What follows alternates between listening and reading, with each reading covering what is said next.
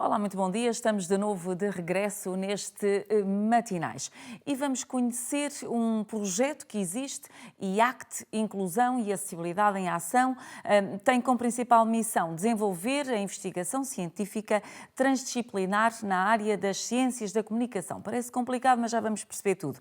Numa perspectiva fundamental, que é aplicada e experimental simultaneamente. Propõe-se então desenvolver metodologias, técnicas e produtos, formar, prestar serviços à comunidade, intervir na sociedade para melhorar o quê? As condições e desenvolver assim as atitudes integradoras que por vezes nos esquecemos no dia-a-dia e valorizar as competências das pessoas com necessidades especiais. Toda e qualquer ação deste centro é então abordada sempre de forma holística e integrada, com base numa abordagem pluridimensional, assente naquilo que são os domínios social, comportamental e tecnológico, no cumprimento das leis, normas e diretivas nacionais e internacionais respeitantes à acessibilidade. Mas para conhecermos tudo isto muito bem, connosco em estúdio temos então Joana Sousa, ela é intérprete de língua gestual. Também Renato Coelho, também é intérprete de língua gestual e tem algo mais, também vão ali um bocadinho ao ramo da investigação. E depois temos também connosco Catarina Mangas, que é precisamente a coordenadora do IACT. E é sobre tudo isto que vamos conversar e porque queremos que esta parte do Matinais seja também inclusiva, vamos tentar aqui e ali que possa haver também uma interpretação da língua gestual e lá em casa, se porventura tiver alguém que precise deste auxílio, possa também perceber a conversa que estamos a ter aqui em estúdio e aqui neste Matinais de hoje. Desde já, muito obrigada aos três por terem aceitado aqui o convite e virem à Ângelus TV neste Matinais e se calhar Catarina Mangas começava exatamente por si, para percebermos, afinal, o que é isto do IACT. Se é que estamos a pronunciar bem, se não tivermos, esteja à vontade para dizer, e também como é que nasce e porquê é que nasce. Muito bem, muito bom dia, muito obrigada pelo convite. O IACT é um centro de investigação do Politécnico de Leiria, um centro de investigação que se dedica à área da inclusão e da acessibilidade. O grande objetivo é desenvolver estudos e projetos que possam ir ao encontro das necessidades da comunidade regional, nacional, mas também, como é lógico, da comunidade científica. E, portanto, surgiu precisamente dessa necessidade de criar uma estrutura transdisciplinar que agrupasse um conjunto de investigadores de várias áreas que pudessem auxiliar este propósito. Surgiu em 2011, como já referi, no Politécnico de Leiria, e temos pessoas de áreas tão variadas como o direito, as línguas, a educação, a saúde, porque quando pensamos em inclusão, pensamos nessa tal ideia holística, global, a pessoa no seu todo, e não apenas numa ou noutra área. Era uma necessidade que se fazia sentir com muita frequência? Sim, porque na realidade existem vários centros de investigação no país, mas são centros de investigação que se dedicam a outras áreas, por exemplo, à saúde, à educação e que depois têm uma pequena componente dedicada à inclusão. Neste caso, sentimos necessidade realmente de ter um centro especificamente nesta área, porque éramos procurados neste sentido. Ou seja, por vezes, algumas entidades, até espaços culturais, como museus, precisavam de um apoio, de um auxílio, no sentido de encontrar soluções acessíveis para os seus espaços, tanto ao nível do espaço físico como ao nível da comunicação. E por isso começámos realmente a pensar que fazia sentido criar aqui uma estrutura mais formal que desse esse tipo de resposta. E surge no IPL já pelo motivo de que no Instituto já existe muito este lado da integração? Sim, é verdade. O Politécnico de Leiria tem desenvolvido já há mais de uma década um conjunto de ações no sentido de acolher da melhor forma os seus estudantes, independentemente das suas limitações e das suas necessidades. E, portanto, começámos precisamente por estudar a nossa casa, não é? Ou seja, quando surgiu o Centro de Investigação, criámos logo um conjunto de atividades para dar a conhecer o centro e também para sensibilizar a comunidade académica para esta área das necessidades especiais. E, portanto, dedicámos um ano letivo completo à inclusão, a que chamámos IPL Mais Inclusivo, e foi precisamente assim que cresceu o AIECT, começando por nós e depois então abrindo portas à comunidade envolvente. Portanto, no fundo, o centro vai trabalhar todas aquelas áreas que estão ligadas com a inclusão e pode abranger, quando falamos em necessidades especiais, podem ser pessoas surdas, mudas, podem ser invisuais, é isso? Sim, portanto, não só pessoas com deficiência. Normalmente, quando nós pensamos em inclusão, o nosso pensamento dirige-se imediatamente para as pessoas com deficiência, mas não tem de ser, porque na realidade, cada um de nós, num momento ou noutro da nossa vida, temos necessidade de nos sentirmos mais acolhidos, de nos sentirmos recebidos como se estivéssemos em nossa casa. E é isso que nós queremos no Politécnico de Leiria, é que os estudantes sintam que estão em casa e, portanto, têm as condições necessárias para estudar, para se desenvolver enquanto pessoas, para evoluir. Porque, naturalmente, quando pensamos na área da inclusão, pensamos no dia-a-dia de uma pessoa, desde que acorda até que vai dormir à noite. E nesse processo todo, essa pessoa precisa de ir a um café, precisa de ir à escola, precisa de ter acessibilidade no seu local de trabalho, precisa até de usufruir de momentos e espaços de lazer, porque às vezes também nos esquecemos que as pessoas precisam desses momentos que, não sendo, digamos, obrigatórios, são necessários para o nosso bem-estar.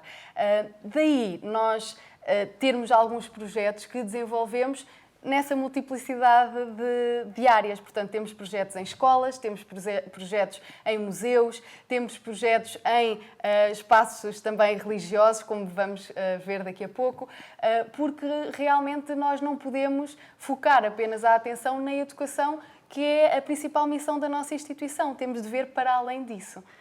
Em termos desses projetos, e falámos já aqui da área da investigação, exatamente, lá em casa podem estar a pensar, mas investigam o quê? Não é? Muito bem. Eu posso dar alguns exemplos, talvez ajude. Nós temos um projeto... E, entretanto, eu fazia aqui, só antes de prosseguirmos, fazia aqui o desafio ao Renato, que se quiser e se for oportuno, porque às vezes isto pode precisar de alguma preparação anterior, também é isso que vamos perceber aqui, mas se quiser ir traduzindo, interpretando algumas das coisas que a doutora Catarina está a dizer, esteja à vontade e já vamos perceber porque é que hoje a Joana não vai poder fazê-lo, mas ela daqui a pouco já nos vai explicar tudo para percebermos que afinal há aqui algumas regras que nós não sabíamos e já não deu tempo, mas vamos perceber já a seguir. Doutora Catarina. Muito bem, estava eu a dizer que posso apresentar alguns exemplos de projetos que temos vindo a desenvolver no Centro de Investigação. Portanto, um deles é o nosso PLIP, é o Projeto de Leitura Inclusiva Partilhada. O que é que isto significa? Que pegamos em obras de literatura, principalmente literatura infantil, e procuramos adaptá-las para o maior número de formatos possível. O que é que isto quer dizer? Quer dizer que temos a história em língua gestual, temos a história em braille, temos a história em pictogramas, ou seja, num sistema pictográfico para a comunicação, temos a história numa escrita simplificada, temos as imagens com relevo, ou seja, o objetivo é chegar ao maior número de pessoas possível. Outro projeto recentemente elaborado diz respeito ao Museu de Leiria, que foi inaugurado no ano passado e em que procurámos conhecer o espaço. É um espaço que não é um espaço novo, é um espaço que foi restaurado e, portanto, aí, obviamente, há algumas limitações em termos de acessibilidade, mas, de qualquer forma, o objetivo foi conhecer o espaço e procurar que ele fosse o mais acessível possível, tanto ao nível da comunicação, dos guiões, como do próprio espaço, da sinalética, etc. Outros projetos, temos o projeto de interpretação das missas e das ações religiosas em Fátima, mas os meus colegas depois falarão. Vamos dar conta disso. Exatamente. Temos projetos de criação de material didático adaptado, porque a inclusão tem de começar desde cedo, não é? E, portanto, não podemos só pensar nos nossos alunos enquanto adultos, porque é assim que nos chegam ao Politécnico, mas temos de pensar neles desde a criança. Fazemos validação também de material de jogos lúdicos, que são desenvolvidos por outras entidades e que depois nos procuram para fazer essa validação científica. Portanto, tudo aquilo que no dia-a-dia, de facto, faz toda a diferença. Sim. E que nós nem nos apercebemos porque, por vezes, esquecemos desta fase da inclusão. Sim. Já vamos conhecer um bocadinho mais este centro, mas agora queria aqui introduzir na nossa conversa a Joana Sousa. A Joana é intérprete de língua gestual e eu frisei língua, Joana, porque em conversas anteriores já percebi que há uma diferença entre língua e linguagem. E se calhar começávamos por aí a nossa introdução, que é exatamente o que é que distingue uma coisa da outra, que é para todos lá em casa podermos, de facto, conversar bem e designarmos tudo muito bem e depois não estarmos aqui a cometer uma gafezita ou outra, porque de facto é importante esta distinção, não é, Joana? É muito importante. Muito obrigada também pelo convite. Então vamos lá esclarecer muito rapidamente. Para já aproveitar o facto de um meio de comunicação social dar ênfase a esta diferença, porque muitas vezes é na comunicação social que nós vimos estas gafes. Linguagem e língua gestual portuguesa são coisas distintas. Linguagem faz parte é uma função inata do ser humano que depois permite a qualquer um de nós adquirir uma língua. E a língua gestual é uma língua como a língua portuguesa, porém tem um registro diferente. Como o Renato está a fazer agora, é um registro gestual e recepção visual, ao invés da língua portuguesa, que é uma língua oral, neste caso, e, portanto, recebemos-la de forma auditiva. A língua gestual é equiparada à língua portuguesa na medida em que, em termos estruturais da língua, em termos gramaticais, é exatamente igual a uma outra língua, qualquer.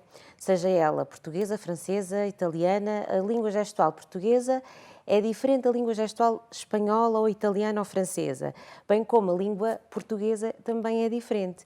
E, portanto, as línguas, neste caso, como estão exatamente ao mesmo nível, porque têm estrutura sintática, toda a sua estrutura em termos gramaticais é igual às demais línguas, nós não podemos dizer linguagem, porque linguagem é a nossa capacidade inata para aprender línguas. Muito bem.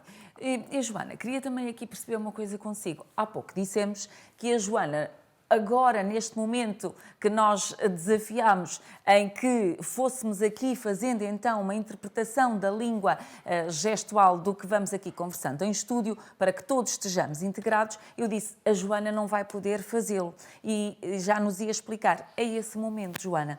Porque há aqui uma questão técnica, podemos assim definir, se calhar, exatamente, que é preciso estar tudo pronto para poder haver uma interpretação. Explique-nos lá. Exatamente. Portanto, o vestuário do intérprete tem que ser escolhido ao pormenor. E, portanto, eu hoje não vim preparada para ser intérprete. Na verdade, tenho ali, se fosse necessário, mas já não fomos a tempo. Portanto, tudo o que seja flores, padrões, xadrez, riscas, não pode fazer parte do vestuário do intérprete, porque, naturalmente, se eu começasse a fazer gestos em frente do espaço gestual, que é esta informação não ia chegar à pessoa surda, a quem precisa da língua gestual para compreender aquilo que eu estou a dizer, porque tudo isto é ruído. Portanto, para além de ser ruído, é muito cansativo para quem está a receber a mensagem. Porque ao mesmo tempo que fixa aquilo que é os gestos que vocês estão a fazer e, portanto, a língua está ao mesmo tempo subjacente por trás de todo este padrão e, portanto, eu vou-me distrair ali um bocadinho e vai perturbar a minha interpretação. Para além disso, portanto, como eu estava há pouco a dizer que esta língua é uma língua de recepção visual, se eu estou a focar a minha atenção para um determinado ponto, Daí a pouco, a minha visão vai estar perturbada só com flores e com quadrados, porque eu estou a focar a minha atenção para um sítio muito específico. E daí que este vestuário é totalmente inapropriado para fazer língua gestual e para poder transmitir. Já o Renato vem vestido à intérprete, com uma cor escura, que contrasta com o seu tom de pele. Portanto, isto também é muito importante, porque mesmo que esta blusa que eu tenho não tivesse estas riscas, a cor de base não era a mais apropriada, porque é muito próxima do meu tom de pele. Portanto, o Renato, sim, ele vem preparadíssimo para interpretar, porque traz uma cor escura, neutra, sem qualquer distração e, de alguma forma, muito mais confortável para quem está a ver a língua gestual lá em casa. Portanto, aqui em termos das cores, então, pelo que eu percebo, convém ser sempre uma cor escura, ali a variar entre os azuis e os pretos, é isso? Azul, preto, cinzento escuro, castanho, isto porque eu tenho este tom de pele. Se eu tivesse um outro tom de pele, teria que depois optar, por exemplo, uma pessoa de cor negra poderia optar por se calhar um azul claro, por um cinzento claro também, por um branco, aí já não seria... Não seria. Portanto, há que ter o cuidado não só do padrão em termos do tecido, como também depois perceber se conjuga ou não conjuga com aquilo que é o nosso tom de pele, porque afinal tudo isso faz a diferença num bom entendimento depois lá em casa. Joana, falávamos há pouco interpretação da língua gestual, porque ela é diferente, português, francês. A Joana é intérprete, não é? E só em português, também em línguas estrangeiras. Que diferenças é que depois isso traz no momento da interpretação? Muito bem. A língua gestual portuguesa é diferente da língua gestual espanhola, por exemplo, só para podermos assim ter aqui um registro mais próximo da nossa realidade, porque a história das línguas é diferente. A nossa língua gestual descende da língua gestual sueca. É muito interessante. Mas se calhar ficará para outro programa, porque não tínhamos espaço para isso. E a língua gestual espanhola descende da língua gestual francesa. Pronto, daqui temos de raízes de línguas diferentes. Daí que nós, em Portugal, utilizamos sim a língua gestual portuguesa, na comunicação diária com surdos e com a comunidade surda, porém, quando temos eventos internacionais, ou em Portugal ou no estrangeiro, usamos uma coisa que não se pode chamar língua, mas é o gesto internacional. O sistema de gesto internacional, vamos mais ou menos comparar como o inglês. O inglês é a língua de conversação neste tipo de eventos e a mesma coisa acontece com o gesto internacional. Porquê é que eu disse que não pode ser uma língua? Porque às línguas nós associamos a cultura. E a cultura e a língua não se podem dissociar. Portanto, se eu vou para um evento, e o evento é na África do Sul, eu não conheço a cultura da África do Sul, portanto eu tenho intrinsecamente a minha cultura portuguesa e levo de alguma forma os meus gestos também da língua gestual. Mas naquele evento nós usamos então o gesto internacional. O gesto internacional é um código com mais ou menos estabilizado, em que tem uma grande influência da língua gestual americana e depois haverá sempre um toque da nossa língua gestual. E, portanto, é assim que as pessoas comunicam nesses eventos. Então, agora, se calhar, para darmos aqui também, porque é importante referir aqui, é um aspecto que em trabalhos anteriores já conseguimos aqui perceber com o Renato e com a Joana, em que normalmente um intérprete de língua gestual está ao serviço, por assim dizer, mais ou menos ali 15 minutos. Depois descansam, porque isto parece fácil, mas não é nada fácil. E se calhar neste momento, Renato, chegou a altura de lhe dar um bocadinho de descanso, com as devidas desculpas lá para casa, em termos da inclusão, mas que de facto então a Joana não vai poder fazer a interpretação. Não sei se a Catarina o pode fazer, mas provavelmente tinha ali deduzido que talvez não. Portanto, neste momento vamos dar um bocadinho de descanso ao Renato e falarmos também um bocadinho com o Renato e não teremos agora aqui a interpretação da língua gestual. Contudo, Renato, nesta questão toda que já percebemos aqui com a Joana, quando tem que fazer este género de trabalho, se tiver esta bivalência da língua portuguesa e depois estrangeira, quais são as maiores dificuldades que à partida se pode deparar? Antes de mais, muito bom dia aí para casa. Agradeço o convite que foi feito a esta equipa. Em relação à dificuldade que nós temos quando trabalhamos mais que uma língua, a minha língua materna é a língua portuguesa. A minha língua de trabalho é a língua gestual portuguesa, tenho uma segunda língua de trabalho que é o inglês.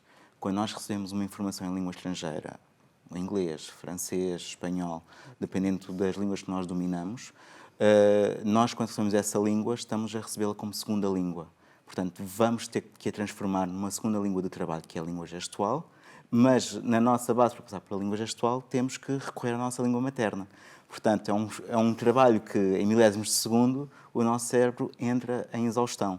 Daí as pausas de 15 em 15 minutos para trabalharmos, neste caso, das línguas estrangeiras. Também quando, normalmente, da língua portuguesa para a língua gestual portuguesa e vice-versa, também necessitamos dessas pausas porque é um grande esforço cognitivo que fazemos no nosso cotidiano.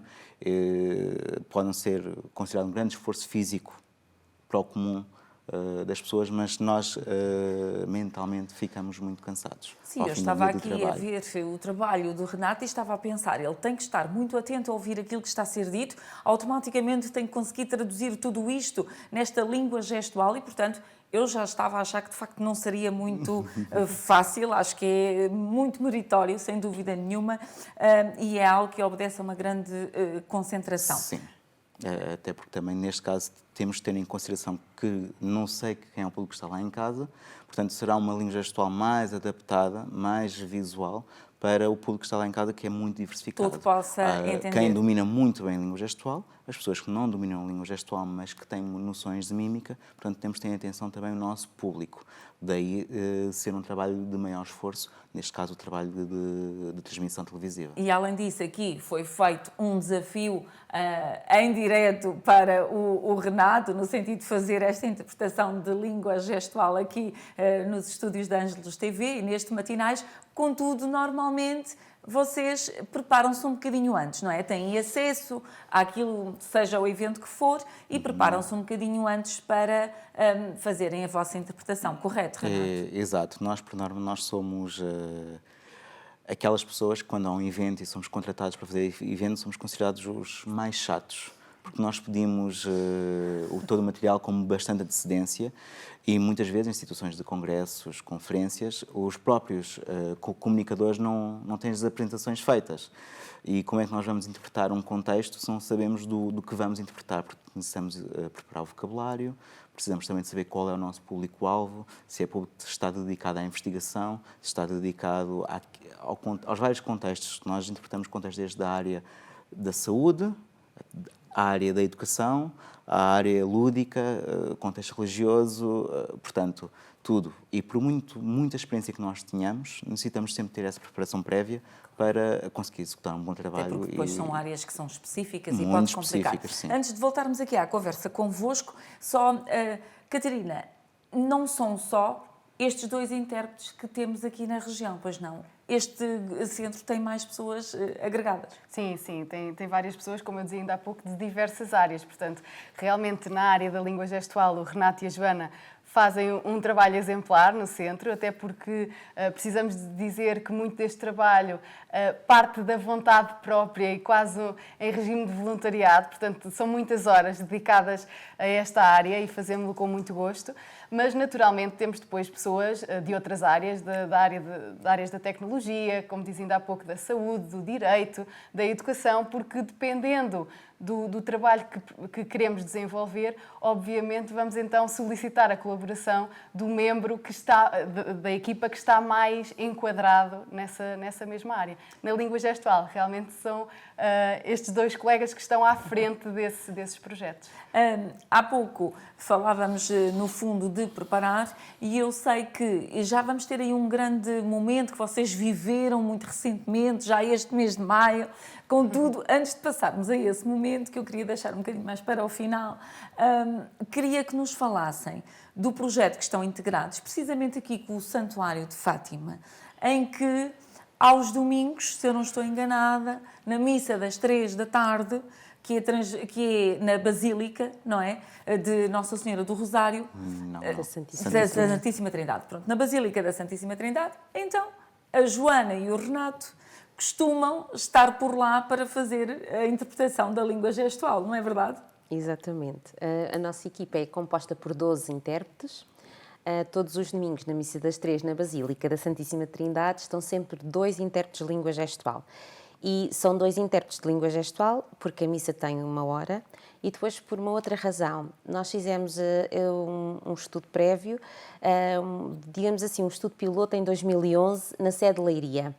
E começámos exatamente com o pensamento num futuro. E depois foi a própria comunidade surda que disse: 1 vez por mês é muito pouco. E nós trouxemos este desafio então ao Santuário de Fátima, que depois foi aceito em 2013. Então, estão 2 intérpretes todos os domingos, daí sermos tantos, para podermos preparar semanalmente a missa do próximo domingo e também, de alguma forma, também para dar descanso às equipas, para não serem sempre os mesmos colegas.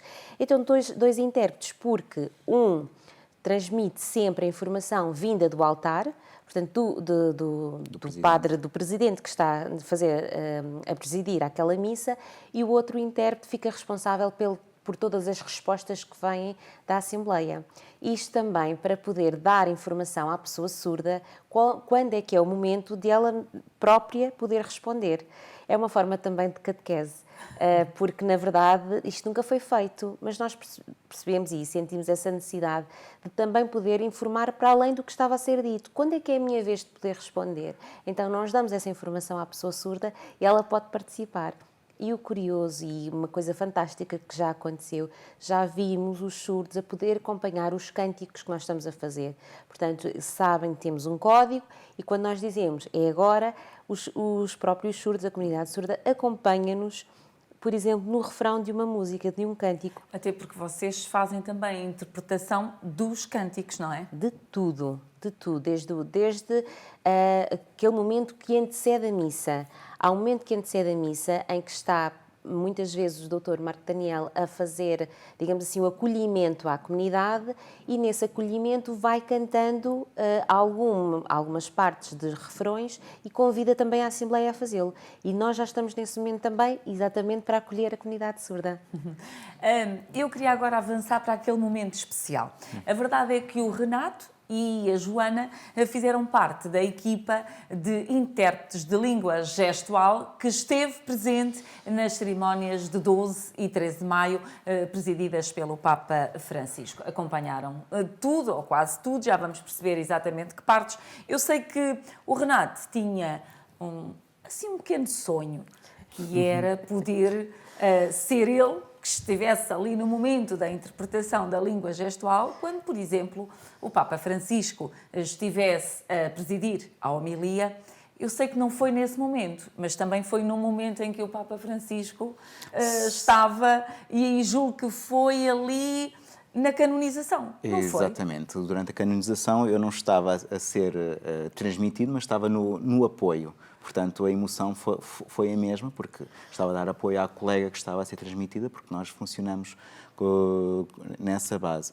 Também, quando na noite do dia 12, ele foi à Capelinha das Aparições oferecer a Rosa de Ouro, também tive essa oportunidade de interpretar esse momento, também foi bastante emocionante. Portanto, foi um sonho que seria dado à sorte a quem calhasse, e penso que qualquer um de nós ficou feliz, todos participámos em todos os momentos, porque trabalhámos como equipa e todos sentimos que todos os 6, em cada dia, vivemos todos os momentos a 100%, como se estivéssemos a ser transmitidos. Joana, houve também assim uns momentos especiais de interpretação? Houve uns momentos especiais de interpretação e eu vou aqui confidencializar.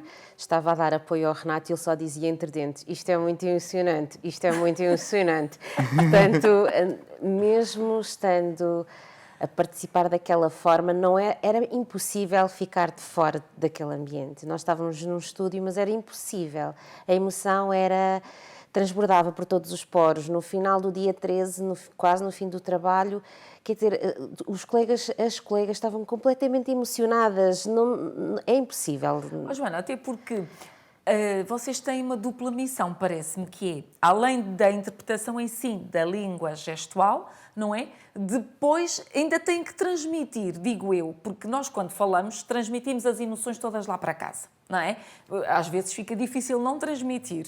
Portanto, eu deduzo que nesta interpretação da língua gestual acontece exatamente o mesmo. Portanto, também levam essa dupla missão de fazer com que quem está lá em casa se sinta lá, naquele recinto, naquele momento.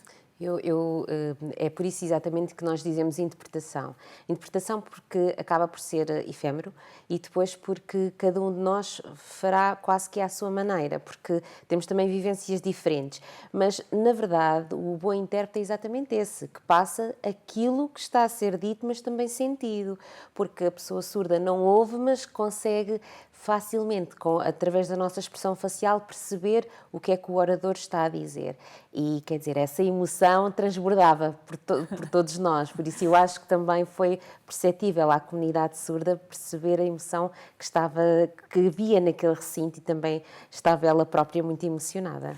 Muito bem. Em termos de toda esta preparação, só para que lá em casa também fiquem a perceber, foi tudo preparado com a sua devida antecedência e daí a situação dos 15 em 15 minutos, até pelo esforço que há pouco o Renato explicou, que obedece cada um de vocês, não é?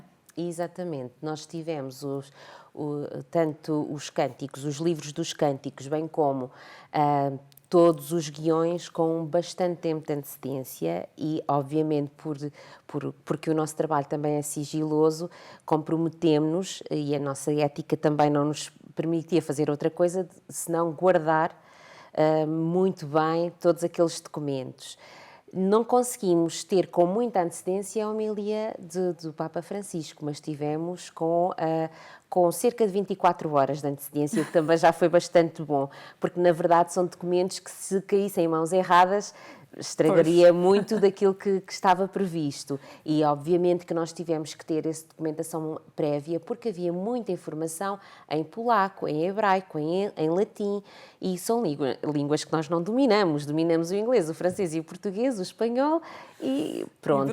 E já é muito, Já é de alguma forma bastante. Mas de facto tivemos que nos preparar e tivemos formação também interna vinda do Santuário de Fátima com o Sr. Reitor, o Sr. Vice-Reitor e com a doutora Carla Vaz Abreu, que nos explicou muitas vezes aquelas palavras que nós achamos que sabemos, mas que na verdade foram clarificadas para o grupo e tivemos essa formação que antecedeu todas estas preparações para estas celebrações em concreto.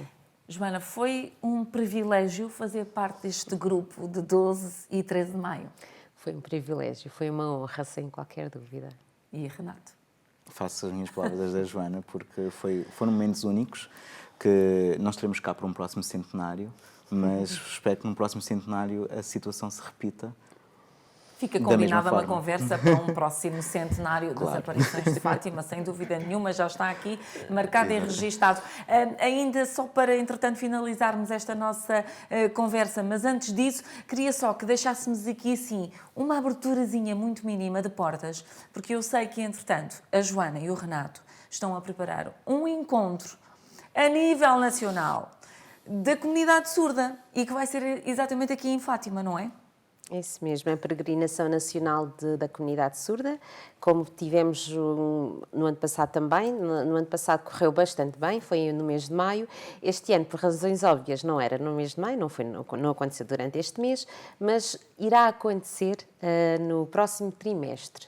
Só podemos dizer mais ou menos isto, porque ainda estamos aqui com algumas ideias. Tínhamos a ideia de ser em setembro, talvez não seja por melhores razões, que não podemos adiantar para já, mas basicamente é a peregrinação nacional que convida todos os surdos a virem nesse dia específico ao Santuário de Fátima, com um programa completo, desde o acolhimento que tem sido feito pelas Irmãs da Consolata, que tem atividades muito específicas e muito concretas para a comunidade surda, um espaço onde os surdos podem fazer todas e quaisquer perguntas, dúvidas que tenham. Por exemplo, no ano passado referimos a questão dos pastorinhos e as dúvidas foram muito em volta dos pastorinhos e das aparições, do que é que os meninos viram. E todos esses esclarecimentos, todas essas dúvidas também foram passadas à comunidade surda e depois tivemos o almoço convívio e finalizou com a missa na Basílica da Santíssima Trindade.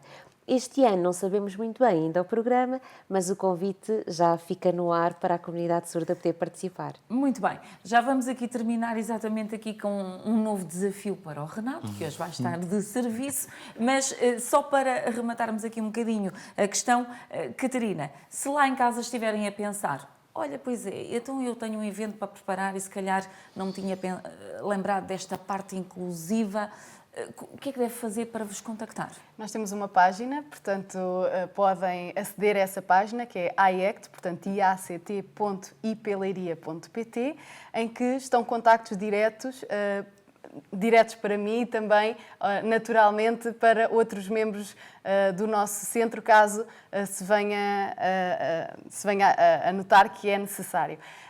Para além dessa página, que é especificamente sobre o centro, temos também depois outras páginas de cada um dos projetos.